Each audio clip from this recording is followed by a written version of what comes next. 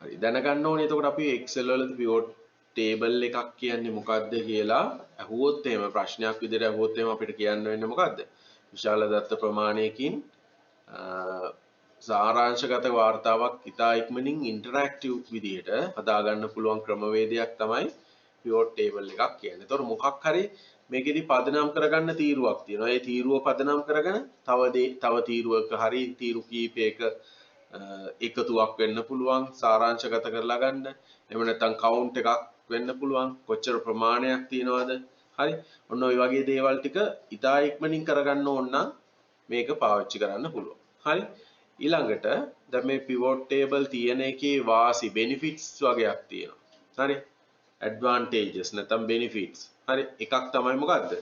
ඉක්මනින් සහ පහසුවෙන් විශාල data set එකක් summarize කරන්න පුළුවන්. හරි.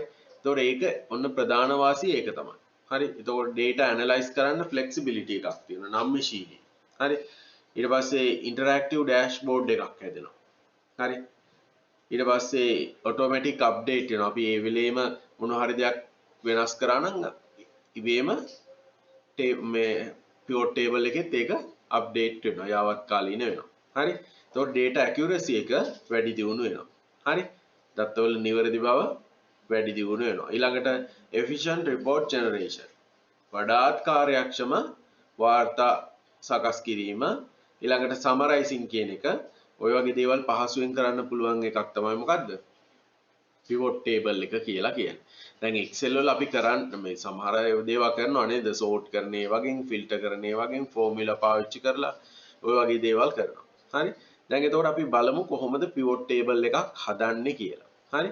pivot table එකක් හදන්න අපිට පාවිච්චි කරන්න පුළුවන් data set එකක් තියෙන්න ඕනේ. දැන් මම මේ අරන් තියෙන්නේ පොඩි data set එකක්. මේකේ තියෙනවා employee number එක, designation එක, department එක සහ net salary එක තියෙනවා. හරි. දැන් අපි හිතමු මට මේකේ සමරයිස් කරපු report එකක් හදා ගන්න ඕනි තනතුර අනුව එයාලට ගෙවන වැටුප කොච්චරද කියලා. හරි. තනතුර අනුව එයාලගේ net salary එක කොච්චරද?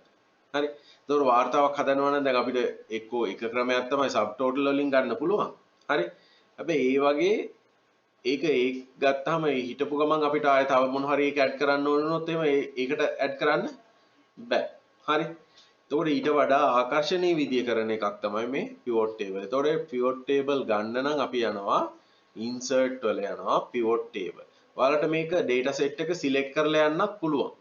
select නොකර ගිහිල්ලා එතෙන්දි select කරන්න පුළුවන්. හරි. දැන් අපි ඉස්සෙල්ලාම යමු select කරලා. එහෙනම් යනවා මොකද්ද insert එකේ pivot table වලින් ආයතරයක් pivot table කියන එක තෝරනවා. දැන් ඔයගොල්ලන්ට මෙන්න මේ dialog box එක එනවා. ඇවිල්ලා පෙන්නයි screen එකේ මේකේ තියෙනවා select a table or range. හරි මේ තියෙන්නේ select a table or range. දැන් මම table එකක් හරි range එකක් හරි select කරලානේ ආවේ. නේද? select කරලා ඇවිල්ලා තිනවා A1 වල ඉඳන් D12 දක්වා. දැන් හදිස්සියවත් අපි හිතමු අපි select කරන්නේ නැතුව ආවා. හරි select කරන්නේ නැතුව වෙනවා. ඔන්න මම මේව නිකන් තැන click කරලා යන්න. දැන් යනවා insert වල pivot table. හරි දැන් කලින් සිලෙක්ෂන් එක තියෙනවා. නමුත් හදිසියෙ අපිට වෙනස් කරන්න ඕන නම් මේ red arrow එකක් තියෙන්නේ. එතන ක්ලික් කරලා මේ data range එක select කරන්න පුළුවන්. හරි. නැවතත් ඉන්නේ එතනම තමයි. හරි. හරි. දැන් බලන්න ඊට පස්සේ තියෙනවා තව option එකක්. මේකේ කොහෙටද අපේ මේ pivot table report එක place වෙන්න ඕනි කියලා. හරි. ඕනි නම් ඔයාලට පුළුවන් මේක අලුත් worksheet එකකට යන්න. එහෙම නැත්නම් මේ sheet එකේම තැනකට ගන්න පුළුවන්. අපි හිතමු මේ sheet එකේම තැනකට ගන්න ඕනේ. හරි. ඔන්න මම මේ තැන තෝර ගන්නවා. මෙන්න මෙතෙන්ට තමයි එන්න ඕනේ. හරි. පටන් ගන්න ඕනේ මෙතන. හරි. ඒක දීලා මම නැවතත් arrow එකේ click කරනවා. දැන් හරි. මොකද ඉස්සෙල්ලාම කරේ sheet එකේ range එක තෝරගත්තා මේ pivot table එක හැදෙන්න ඕනි data තියෙන set එක. ඊළඟට මම තෝරගත්තා sheet එකේ කොතෙන්ද දෙන්න ඕනි මේ pivot table එක වාර්තාව. හරි. මම ඒකට ගත්තා F1 කියන එක දීලා ඕකේ කරා. හරි. දැන් ඕගොල්ලන්ට මේ ස්ක්‍රීන් එකේ පේන විදිහට මෙන්න මෙතන pivot table එකක් ඇවිල්ලා තියෙනවා. දකුණු පැත්තේ තියෙනවා මෙන්න මේ වගේ fields ටිකක්. හරි. zoom කරලා පෙන්නන්නම්. මේ තියෙන්නේ. report එකට ඕනි field ටික add කරන්න. choose field to add to report. report එකට add කරන්න fields ටික දාන්න කියනවා. හරි. දැන් ඔයාලා මෙතනින් field ටික් කරනකොට ඒක ඔයාලගේ වාර්තාවට එනවා. හරි. ඊට පස්සේ මෙතන පහලින් තියෙනවා drag field between areas below. මේ කියන areas වලට ඔයාලට field ඇදලා දාන්නත් පුළුවන්, drag කරන්නත් පුළුවන්. එතකොට row labels වලට එන්න ඕනේ මොන field? values එන්න ඕනේ මොන fields? දැන් අපේ කියන values විදියට තියෙන මොනවද? net salary එක විතරයි. හරි? ඔන්න මම fields ටිකක් select කරනවා. මට ඕනි ඉස්සෙල්ලාම designation එක නැත්නම් හරි department එක ගමු අපි. department එක අනුව ඔන්න department click කරපු ගමන්ම මොකද උනේ? row labels කියලා ආවා. අන්න අර designation මේ department ටික. නේද? admin production sales කියලා ආවා department ටික. හරි ඒ වගේම බලන්න ඔයාලා මේ row labels කියන තැනට මෙතෙන්ටත් ඇවිල්ලා තියෙනවා. තව එකක් අපි හිතමු ඕනි කියලා මෙතනින් දාන්න.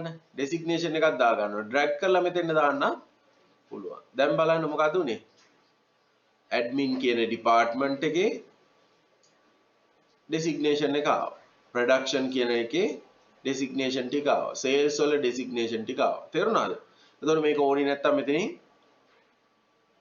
අයින් කරන්න පුළුවන්. හරි අයින් කරොත් මේ report එක දැක්කද? යාවත් කාලිනව නෑ ඒ වෙලේම. තේරුණාද? හරි. දැන් අපි ඉස්සෙල්ලාම ගමු මොකද්ද? department එක අනුව net salaries කොහොමද ගෙවන්නේ කියලා. හරි. එහෙනම් මේකේ value field එකට එන්න ඕනේ මොකද්ද? net salary. ඔන්න මම net salary කියන එක select කරා. දැන් මොකක්ද ඇවිත් තියෙන්නේ? sum of net salary. net salary වල එකතු ඇවිල්ලා තියෙනවා. grand total එක මෙතෙන්ට ඇවිල්ලා තියෙනවා. තේරුණාද? එතකොට මෙතන තියෙන්නේ මොකද්ද? row label කියලානේ. ඔයාලට ඕන නම් මේ නම වෙනස් කරන්න පුළුවන්. මේ මොකක්ද ඇත්තටම තියෙන්නේ? department එක නේ. හරි එහෙනම් මම ඔන්න දෙනවා මොකක්ද එතෙන්ද? department කියලා දෙනවා. හරි. දැන් ඔන්න summarize කරපු report එකක් ඉක්මනට හැදුවා. ඒක ටිකක් ආකර්ශනීය විදියට තියෙනවා අනිත් ඒවාට වඩා නේ. හරි. හරි ඊට පස්සේ අපි බලමු තව report එකක් හදමු. මොකක් අනුවද? designation එක අනුව. හරි. හරි. ඊට පස්සේ නම් මම යනවා insert වල select කරලා යන්නත් පුළුවන් ආ. select කරා insert වල pivot table වලින් pivot table ගියා selection එක හරි. අලුත් worksheet එකකට ගන්නත් පුළුවන්. මෙතනම තැනට ගන්නවා නම් ඔන්න මම ඒ area එක select කරනවා. මෙන්න මෙතෙන්ට තමයි එන්න ඕනේ. හරි. ඕකේ කරපුවම ඉස්සෙල්ලා වගේම එනවා. දැන් මට ඕනේ මොකද්ද? designation එකයි net salary. දැක්කද? දැන් ඇවිල්ලා තියෙනවා designation එකයි net salary එකයි. දැන් මෙතන total එකක් විතරක්ම නෙමෙයි හැම වෙලේම ගන්න පුළුවන්. හරි. මේ value field එකේ ගිහිල්ලා බැලුවොත් එහෙම මෙන්න මෙතන click කරපුවම value field setting කියලා එකක් තියෙනවා. හරි. දැන් මේකේ තියෙන්නේ මොකද්ද? function එක පාවිච්චි කරන්න ඕනි summarize කරන්න. මොකක්ද අරන් තියෙන්නේ? sum කියන එකනේ. sum කියන නිසා තමයි එතෙන්ද එකතුවක් ආවේ. ඔයාලට ඕනි count එක කියලා හිතන්න. අපි හිතමු clerk ලා කීයක් ඉන්නවද? managers ලා කීයක් ඉන්නවද? supervisor ලා කීයක්? එහෙනම් මම මේකට ගන්නෙ මොකද්ද? summarize කරන්න. sum එක නෙමෙයි count එක ගන්න. හරි. count එක දීලා okay කරොත් එහෙම දැන් ඇවිල්ලා තියෙන්නේ බලන්න clerk ලා 5 දෙනයි. managers ලා 3 දෙනයි. supervisor ලා 3 දෙනයි. total එක ඔක්කොමලා staff එකේ ඉන්නවා කීයද? 11. තේරුණාද? එතකොට ඒ වගේ ගන්න පුළුවන්. හරි? හරි. තව එකක් අපි බලමු. මේ දෙකම පාවිච්චි කරපු report එකක්. හරි? හරි. මට ආයෙත් select කරලා යන්නත් පුළුවන්. නැත්නම් ගිහිල්ලා පස්සේ select කරන්නත් පුළුවන්. යනවා මම pivot table වලින්.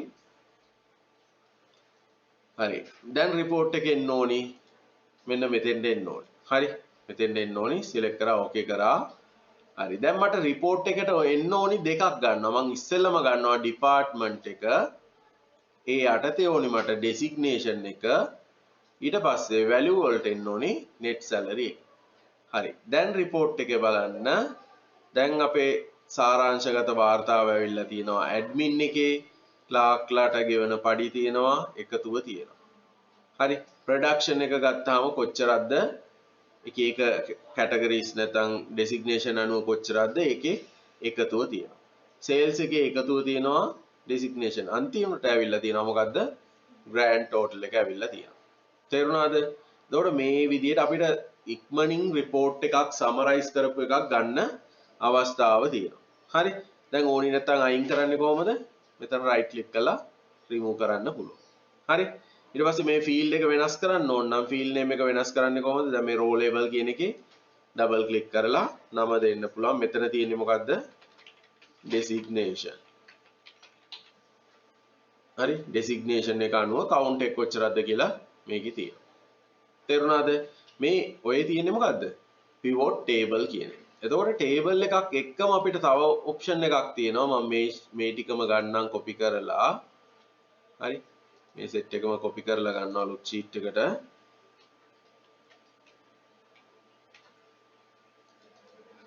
හරි. දැන් අපි ටේබල් එකක් එක්ක chart එකක් අඳින එකක් බලමු. හරි. ටේබල් එකක් එක්කම pivot chart එකක් අඳින්නේ කොහොමද කියලා බලන්න. දැන් අර කලින් එකේ මේකේ ඕනනම් ඔයාලට දැන් මෙතන මුදලක්නේ තියෙන්නේ. ඒක ඕනනම් මොකද්ද? currency කියන එක දැම්මොත් මුදලක් විදියට පෙන්නනවා. හරි? තේරුණාද? ඒ වගේ formatting කරන්න පුළුවන් ඈ. formatting වලට ඕන විදියට කරන්න පුළුවන්. දැන් sheet 2 එකේ අපි යමු. දැන් මේ ටිකමනේ ඕනේ අපිට data set එකට නේ. එහෙනම් ඔන්න select කරා insert එකේ යනවා. pivot table නෙමෙයි දැන් යනවා මම මොකද්ද? pivot chart කියන එක. හරි? pivot chart කියන එකේ ඔන්න බලන්න දැන් මම cell range එක මේක හරි කොහෙටද එන්න ඕනේ? මේ worksheet එකේම තැනකට. හරි? එහෙනම් මෙතනින් ගියා. හරි මම මෙන්න මේ හරියට දාන්න. දීලා ඕකේ කරා. දැන් chart එකක් ඇවිල්ලා ඉස්සෙල්ලා තිබ්බේ table එක ගන්නනේ. දැන් ඇවිල්ලා තිනවා chart එකක්. හරි මම දැන් මේ select කරනකොට ඔන්න මම දෙනවා designation එක net salary. හරි දැන් බලන්න summarize කරපු chart එකක් ආවා. clerkලට කොච්චරක් පඩියක් ගෙවනවා. හරි ඊළඟට මොකද්ද? managers ලට කොච්චරක්ද? හරි දැන් ඔයාලට ඕන නම් මේක format කරන්න හරි වැඩි දියුණු කරන ඒවා ඒ වගේ දේවල් කරන්න පුළුවන්. හරි. හරි ඊට පස්සේ අපි හිතමු දැන් තීරු දෙකක් විතර තිබ්බා කියලා හිතන්නකෝ values තියෙන. දැන් මේකේ නම් තියෙන එකයිනේ. දෙකක් තිබ්බනම් කිසි ගැටලුවක් නැහැ. ඒක ටික් කරපු ගමන් values කියන කොටට ඒක ඇඩ් වෙලා තව තීරුවක් ඒකේ අගයත් එක්ක මේ විදිහට පෙන්න. හරි. දැන් ඔයාලට දැන් chart වැඩි දියුණු කරන ඒවා දන්නවනේ. ඒතකොට මේ chart එක අපි හිතමු අපිට ඕනි සිලින්ඩර් වගේ තියෙන එකක් කියලා. එහෙනම් ওই විදිහට වෙනස් කරන්න පුළුවන්. හරි. chart type change chart type කියන එකට ගිහිල්ලා අවශ්‍ය වෙනස්කම් කරන්න පුළුවන්. හරි. හරි. ඊට පස්සේ අපි බලමු.